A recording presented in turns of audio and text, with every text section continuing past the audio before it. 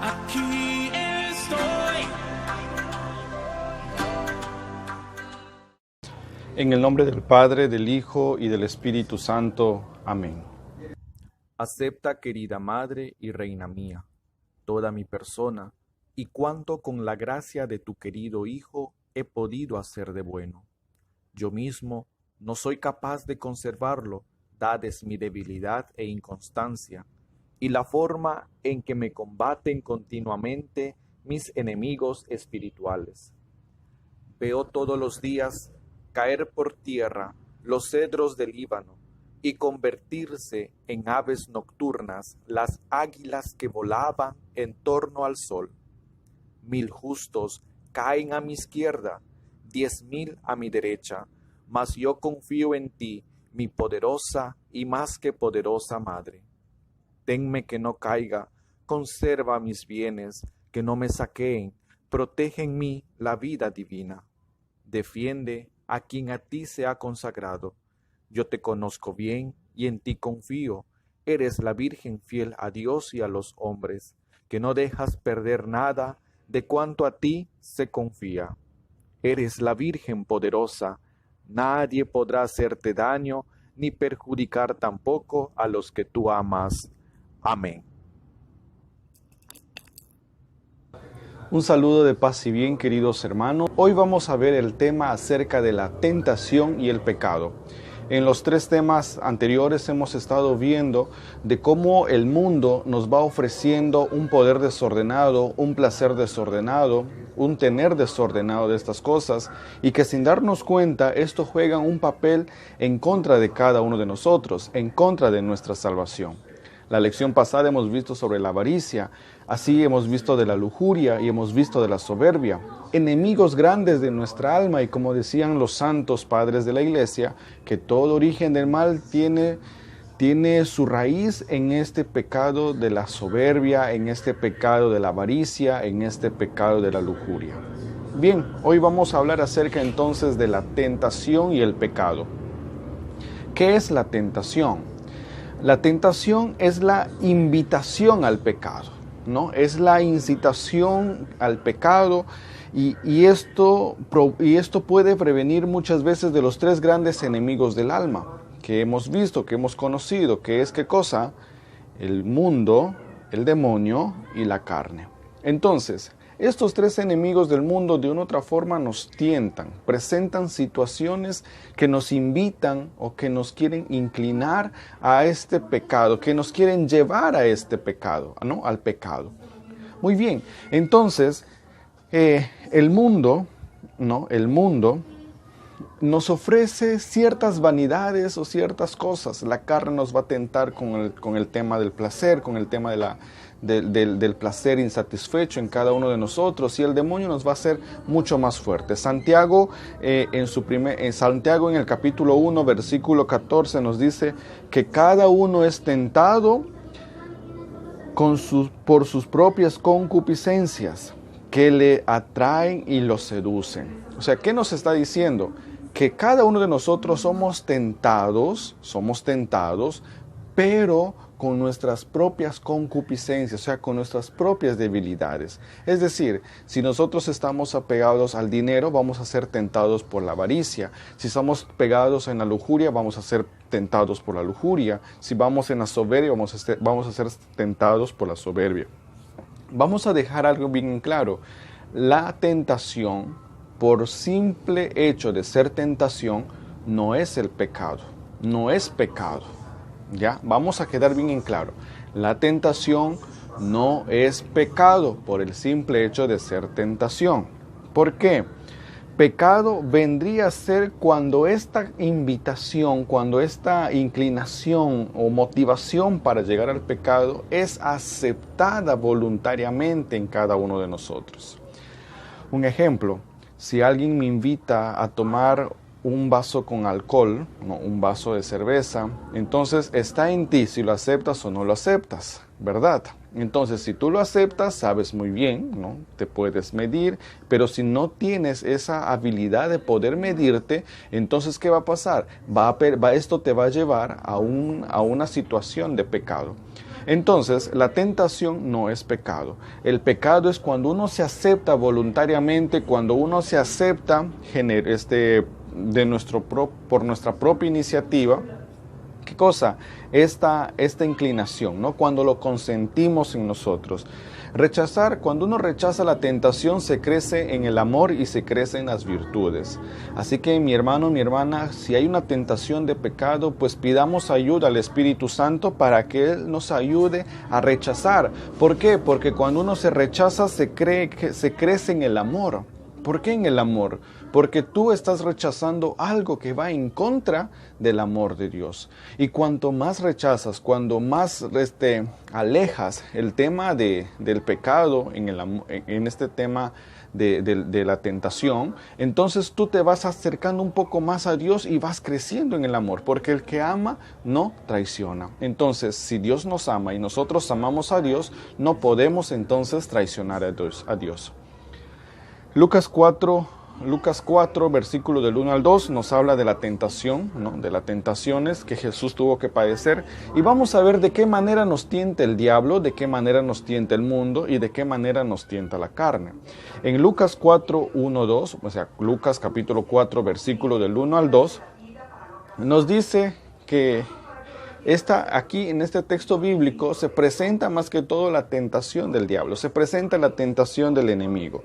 Y esto es una acción ordinaria de Satanás. O sea, la tentación del diablo es una acción ordinaria, que es al mismo tiempo intenso y genera en nosotros una fuerte opresión. ¿No? Es igual. Por ejemplo, somos tentados contra nuestra fe. Se me ocurre un ejemplo. Somos tentados en nuestra fe, ¿no? A veces se nos viene un pensamiento de que Dios no existe. Cuando es tentación del diablo, esto es común de un momento ordinario, aparece, ¿no? No es porque nosotros lo hemos querido, lo hemos llamado, lo hemos invocado, no, aparece de un momento, no es un ordinario. Entonces esto se vuelve más intenso, o sea, más fuerte, y al mismo tiempo genera en nosotros una cierta opresión. Entonces, ¿qué hace el pecado? ¿Cómo es esta tentación del diablo? Es una tentación que es muy intensa y que genera opresión. Cuando tú sientas que en alguna tentación sientes opresión o es muy fuerte, es muy insistente, entonces es una tentación del enemigo, ¿no? De Satanás. Mateo, capítulo 26, versículos 69 y 70, nos habla de la tentación del mundo, en donde esta parte estos versículos de Mateo, capítulo 26, nos habla precisamente de que a veces nosotros por la presión externa, o sea, por la presión de amigos, por la presión de familiares, terminamos cayendo en el pecado, ¿no? O sea, el mundo nos tienta a través de estas situaciones en donde tú y yo somos presionados, en donde tú y yo somos como que influenciados, ¿no? Influenciados por fuerza, ¿no? Y que a veces, para no quedar mal también con el círculo de amigos, a veces accedemos a eso. Entonces, la tentación del mundo actúa a través de la opresión, ¿no? A través de la opresión de las circunstancias en las que nosotros nos encontramos. Puede ser círculo social, círculo de amigos, círculo familiar, entonces círculo laboral. O sea cual sea la situación en la que nos encontramos, podemos nosotros caer en pecado. O de esta manera nos tienta el mundo. Santiago capítulo 1, versículo 13, pero más que todo el versículo 14, nos habla de la tentación de la carne. O sea que tú y yo, de cómo es esa tentación de la carne que se hace como una hoguera en nuestro interior y que quema el corazón, que quema el alma, que busca satisfacer a esta carne hambrienta, que busca satisfacer a esta necesidad de satisfacción, ¿no? De satisfacción. La tentación es sentir y el pecado es consentir. Entonces no es igual sentir que consentir. Entonces, lo que hace el enemigo o lo que hace nuestros enemigos del alma a través de la tentación es que buscan más que todo nuestra perdición, buscan robarnos esa gracia que el Señor ha puesto. Tenemos que fortalecer el alma para no caer en tentación. Tenemos que fortalecer y entrenar nuestra alma para que esto permanezca en vigilia. ¿Y a través de qué? A través de la oración, a través de la Eucaristía, a través del rosario. Y nosotros tenemos que huir de las ocasiones de pecado, ¿no?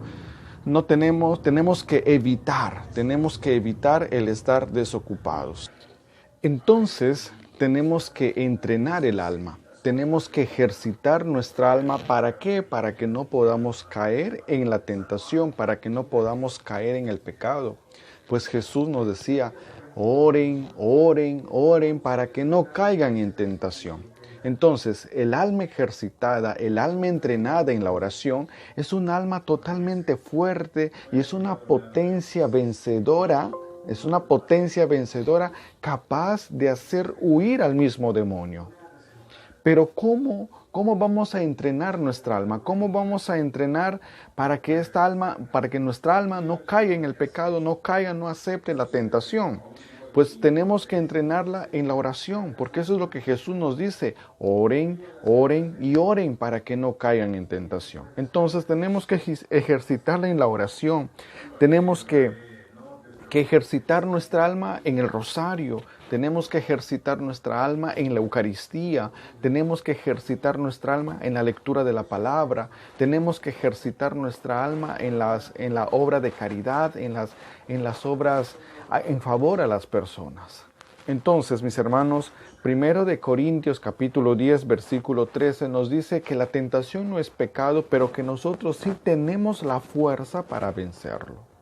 Vamos a ver qué ocurre cuando tú y yo vencemos a la tentación. Cuando tú y yo vencemos a la tentación, ¿qué efectos produce en nosotros? Primero, que se manifiesta el amor de Dios. Pues claro, cuando eres tentado y cuando vences la tentación, se manifiesta el amor de Dios. ¿Por qué? Porque el amor de Dios es esa prueba fidedigna para ti y para mí, para que nos mida de cuán fieles somos al Señor. Para que Dios vea de cuánto nosotros somos fieles al Señor. O sea, el Señor nos va a tentar, sí, va a permitir la tentación, sí, perdón. ¿Para qué? Para que mida en nosotros ese amor que nosotros le tenemos al Señor. Cuánto nosotros amamos al Señor, cuánto decimos nosotros amar al Señor, pero cómo realmente se manifiesta este amor. ¿Y dónde se va a demostrar el amor que le tenemos a Dios? En la tentación, porque el que ama no traiciona. Y cuando nosotros caemos en la tentación, caemos en el pecado, estamos traicionando ese amor de Dios. Segundo, trabaja la humildad en nosotros. Claro, la tentación nos muestra nuestra debilidad, nos muestra nuestra fragilidad y hace que nosotros nos agarremos más fuertes de Dios, hace que tú y yo nos busquemos más estar cerca de Dios, la protección de Dios. Pero si nosotros no fuésemos tentados, quizás no reconoceríamos nuestra debilidad, no vamos a reconocer nuestra fragilidad. Pero la tentación nos dice, oye, un momento, tú eres un ser humano frágil, que necesitas de Dios, que necesitas aferrarte a Dios, que necesitas cogerte de Dios, abrazarte de Dios. Entonces nosotros sí necesitamos, queridos hermanos, a poder agarrarnos de Dios. El cristiano que no se agarra de Dios, pues prácticamente ha perdido a Dios en su vida, ha perdido la dirección, ha perdido el horizonte de su vida. Entonces, esto es lo que produce en nosotros cuando tú y yo vencemos a la tentación. Se manifiesta el amor de Dios y nos hace trabajar o trabaja en nosotros la humildad. Muy bien, debemos huir del pecado. Y huir del pecado no es cobardía. No es que, a mí me enseñaron que tengo que enfrentar. Claro, podemos enfrentar, sí, pero si nosotros quedamos mucho tiempo enfrentándonos, podemos caer en el pecado. O sea, podemos caer en esa tentación que se presenta tan apetitosa, tan comestible para nosotros. ¿Ustedes creen que el pecado o la tentación se va a manifestar tal como es? No, ¿verdad? Porque nadie lo aceptaría. el enemigo es tan astuto, el mundo es tan astuto, nuestra carne es astuta, que va a envolver, que va a maquillar, que va a ponerle sus detalles para que nosotros podamos caer en esa tentación. Para que tú y yo podamos caer en la tentación. Entonces, queridos hermanos, vamos a ver, entonces vamos a ir viendo de cómo la tentación es un proceso, es un camino preparatorio para el pecado. Pero quien no cae en el pecado es aquel que huye de la tentación. Entonces, huir de la tentación no es cobardía. Huir de la tentación se llama la santa prudencia, santa prudencia. Muchas veces caemos en el pecado no porque Satanás nos ha empujado, no, sino caemos en el pecado porque tú y yo coqueteamos con el pecado, dialogamos con el pecado, conversamos con el pecado. Así, la mujer cayó, vamos a Génesis, ¿no? Cuando la mujer ha sido tentada por la serpiente no le dijo, oye, come. No, le tentó, le invitó, le incitó. ¿Y cuál ha sido el medio que utilizó para que la mujer le creyera? El diálogo. Conversó, o sea, cuando nosotros conversamos, cuando nosotros dialogamos con el pecado, esto sucede que tarde o temprano caemos. ¿Por qué? Porque ya conversamos y el pecado o la tentación nos empieza a sugestionar y nos sugestiona a tal punto de que lo tomamos como verdad y lo aceptamos y lo consentimos a las cosas que nos está ofreciendo en la tentación el enemigo o los enemigos de nuestra alma. Entonces tenemos que huir del pecado. Tenemos que huir del pecado. El que no huye del pecado, pues está en la soberbia porque se va a creer tan fuerte que no necesita de Dios. ¿Para qué? Para enfrentar a la tentación, para enfrentar al pecado. Pero los humildes reconocemos que necesitamos de Dios y que nosotros, si seguimos en eso, vamos a caer y vamos a lastimar a Dios. Mejor corro. La tentación no es mala, es todo lo contrario. Entrena nuestra alma, nos ayuda a ejercitar nuestra alma y también nos ayuda a ejercitar a nosotros en las virtudes, ¿no? Ahora, el pecado. ¿Qué es el pecado? El pecado es la acción. Es el consentimiento de la tentación, es el aceptar a esa tentación como un hecho realmente satisfactorio. Bueno, quiero disfrutar, quiero conocer qué es lo que me están ofreciendo, ¿no?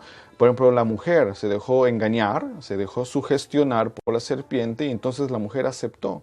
Al aceptar, al comer, ya se convirtió ¿en qué? En pecado.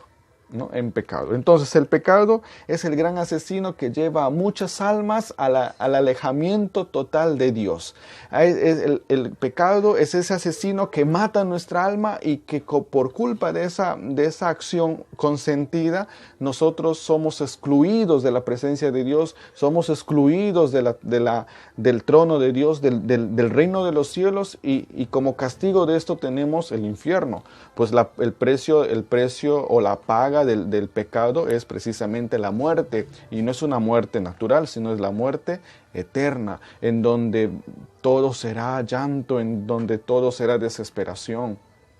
No temamos a Dios por el infierno, temamos a Dios por el amor que le tenemos, porque incluso amando a Dios podemos pecar y podemos ir al infierno.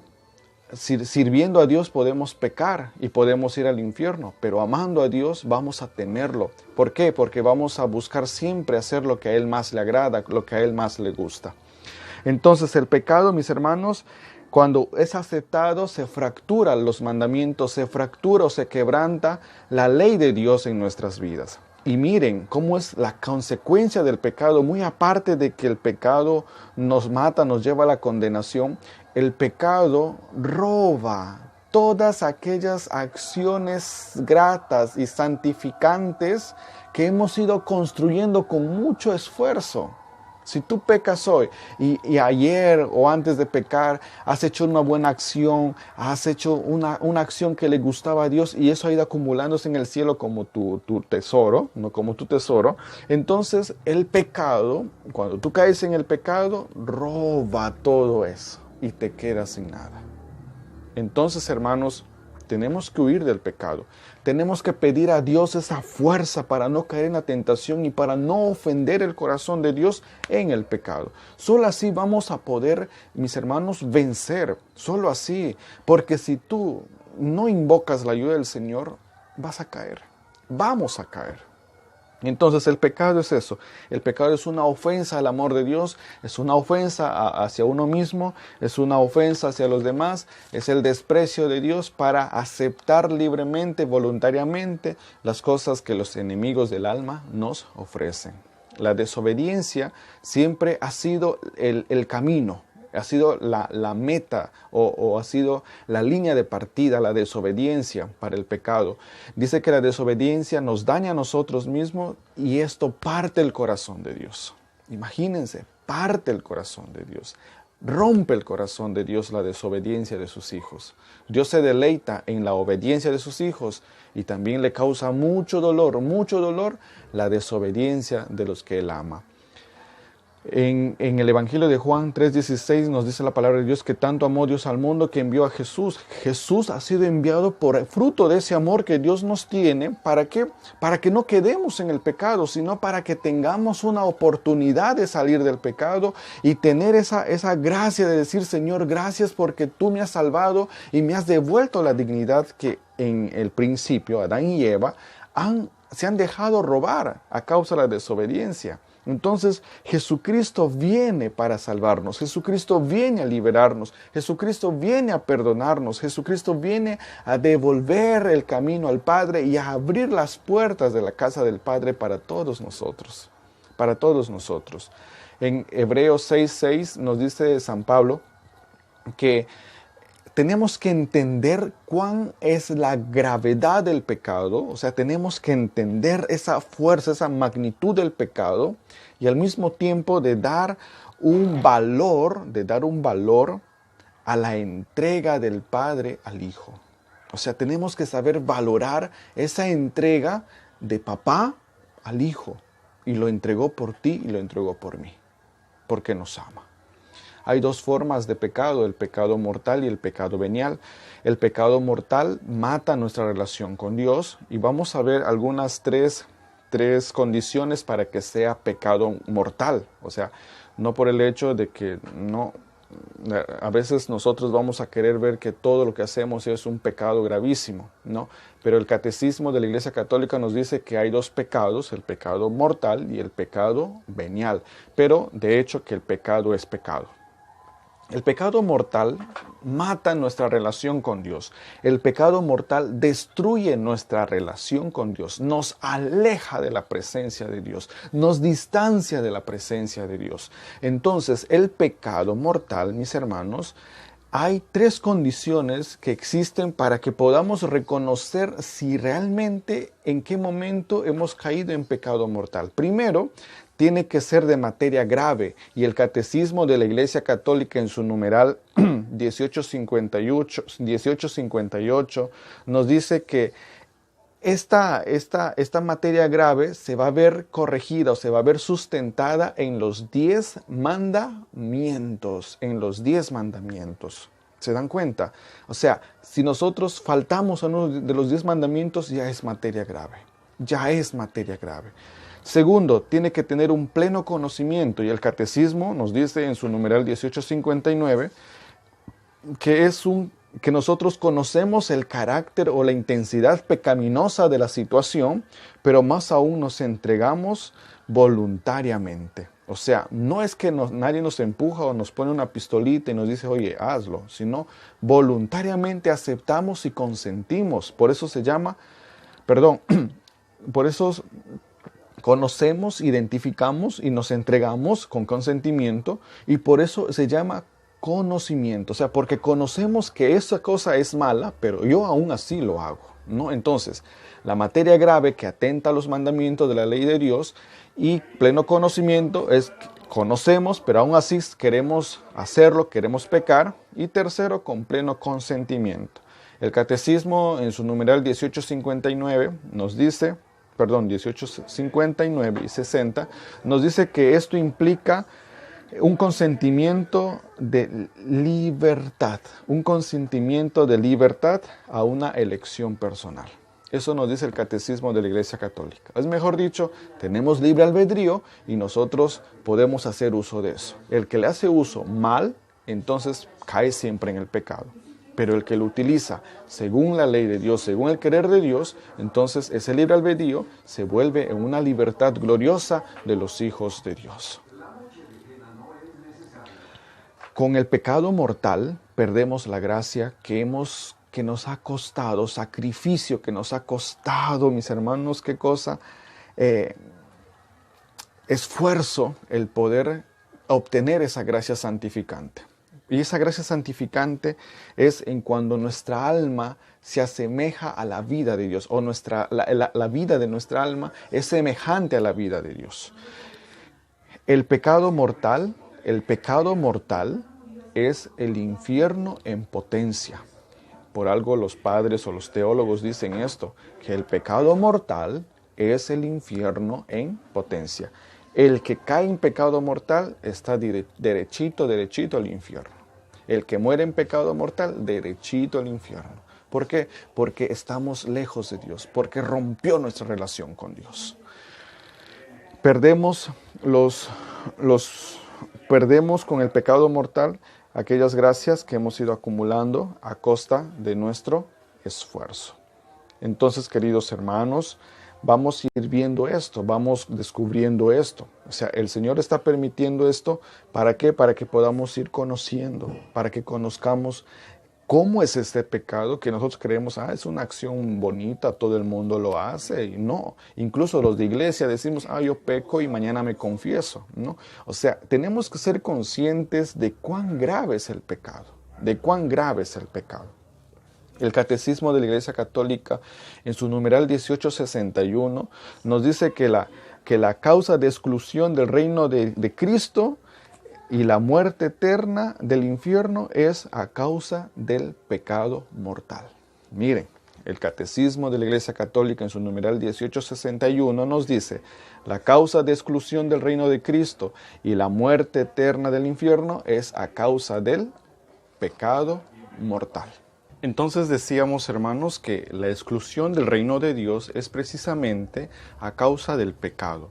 Cuando nosotros pecamos o morimos en pecado mortal, es que hemos muerto totalmente lejos, hemos muerto alejados, distanciados de esa amistad o esa relación que tenemos con Dios. Entonces, esto es el pecado mortal, ¿no? Todas estas cosas que hemos visto, estas tres condiciones para que sea pecado mortal, para que se pueda dar un pecado mortal, es lo que nos lleva a una exclusión, a una autoexclusión del reino de Dios. Entonces, queridos hermanos, recuerden esto. El pecado mortal mata el alma, roba las gracias santificantes que hemos ido edificando, que hemos ido depositando en Dios con mucho esfuerzo y con mucho sacrificio. Ahora vemos el pecado venial. El pecado venial es aquel pecado que no daña la relación con Dios, no daña la relación con Dios, no rompe mi amistad con Dios, pero si nosotros caemos en este pecado venial, sabemos y reconocemos que es venial, no significa que va a quedar ahí, tenemos que denunciarlo. ¿Y cómo lo denunciamos? A través de la confesión. ¿Por qué? Porque de pecadito venial en pecado venial, esto prácticamente me va a estar ejercitando. ¿Para qué? Para que yo pueda hacer un pecado mortal, para ya poder cometer el pecado mortal en su máxima instancia. Entonces necesitamos esto, que todo pecado venial lo denunciemos o lo confesemos, más aún el pecado mortal, porque si nosotros guardamos los pecados veniales en el corazón, en la vida, esto nos va a ir entrenando o abriendo paso para el pecado mortal.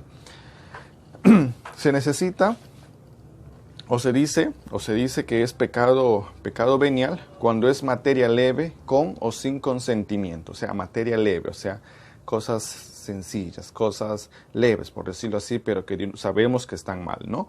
Por ejemplo, el omitir alguna acción buena, caritativa, ¿no? Por ejemplo, yo paso por una persona que está pidiendo limosna y yo sé que tengo, pero no quiero darlo, entonces, o de repente siento en mi corazón de dar, pero no le doy, entonces como que obvio, ¿no? Es una acción con o sin consentimiento leve, en materia leve.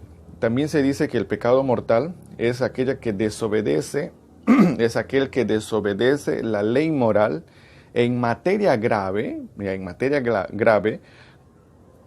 pero sin pleno conocimiento. Esto lo dice el Catecismo de la Iglesia Católica en su numeral 1867.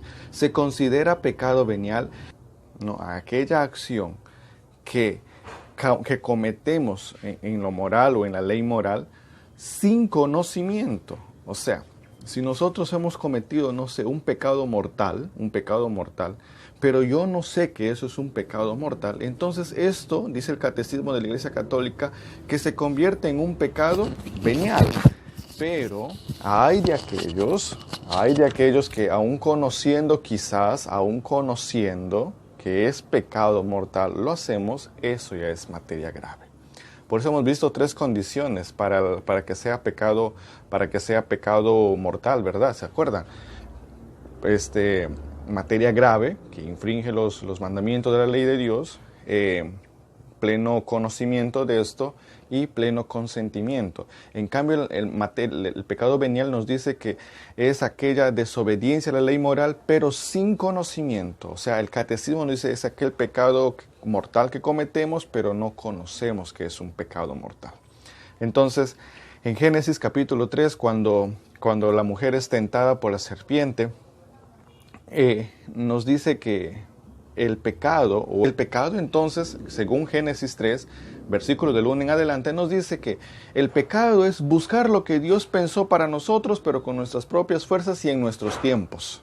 O sea, no, si Dios me ha dicho, muy bien, en cuanto a la unión, vamos a hablar de la unión entre el varón y la mujer. Esto está permitido ¿dónde? En el matrimonio. Pero el pecado hace que yo me adelante a eso, ¿no? Me adelante a eso buscando en mi tiempo, en mi condición y buscando en mí, ¿cómo se dice? Con mis propias fuerzas, Entonces, si estamos en pecado es necesario salir de ello.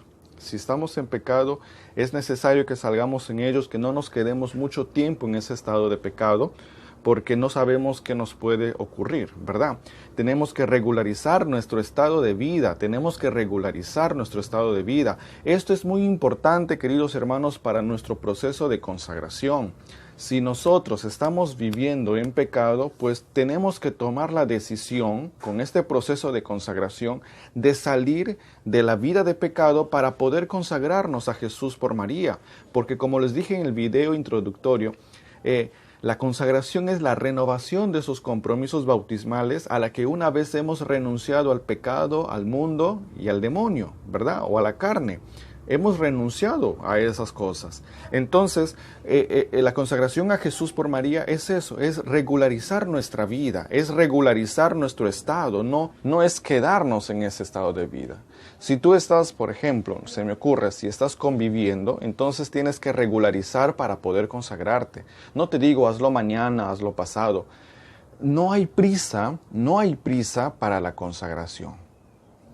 Pero si tú estás llevando esta catequesis es porque el Señor quiere que tú entiendas que tienes que regularizar ciertas cosas en tu vida, que tienes que regularizar ciertas acciones en tu vida. ¿Para qué? Para que cuando llegue el momento en que Dios te va a dar esa oportunidad de consagrarte, lo puedas hacer. O sea, no hay prisa. Pero donde sí hay prisa es en regularizar nuestra vida, en regularizar nuestro estado de vida. Si tú solamente, supongamos, estás bautizado, busca el modo posible o los medios necesarios para poder realizar tus sacramentos. Si estás conviviendo, habla con tu pareja, ora con tu pareja, pídele al Señor que les dé la fuerza. ¿Para qué? Para que puedan regularizar su estado de vida. Si no tienes ningún sacramento, pues dile al Señor, Señor, ayúdame, que yo quiero consagrarme a ti, pero quiero también tener mi estado de vida cristiana y espiritual en orden. Entonces, hermanos, no hay prisa para la consagración. Si tú estás aquí, lleva este proceso de consagración, sí, ¿Para qué? Para que cuando termine estas 33 lecciones, quizás el día de la ceremonia o la consagración, no quizás vas a poder consagrarte, pero sí ya has llevado el proceso. O sea, ya has llevado este proceso. Si tú quieres, digamos, estás en un estado irregular de tu vida, pero esto no te permite consagrarte, entonces cuando tú ya quieras consagrarte, solamente te vas a consagrar de frente a la Virgen. O te vas a consagrar a Jesús por María, no como se dice. Pero ya no es necesario llevar este proceso porque ya lo has llevado. Ahora, si tú interrumpes este proceso de los 33 días y has dejado una lección, has dejado 2 lecciones o has dejado 3 lecciones o no cumples con las prácticas que les estamos dando en estos temas, entonces, mis hermanos, es necesario de que vuelvas a iniciar de cero. Es necesario de que tú vuelvas a llevar todo el proceso. Pero yo me quedé en la lección número 12. No, está bien, te has quedado ahí. Pero si no has tenido esa constancia en las catequesis y no has llevado esa constancia en las prácticas, entonces de nada te sirve que estés en la lección 12, en la lección 13 o en la lección 20 o en la lección 33. De nada te sirve. Entonces, mis hermanos, y esto no lo digo yo, lo dice San Luis María de Montfort en su Tratado de la Verdadera Devoción. O sea, que la consagración a Jesús consiste en ser constantes en las prácticas que nos ayuden a despejar del espíritu del mundo. ¿Para qué? Para que en nosotros habite el espíritu de María.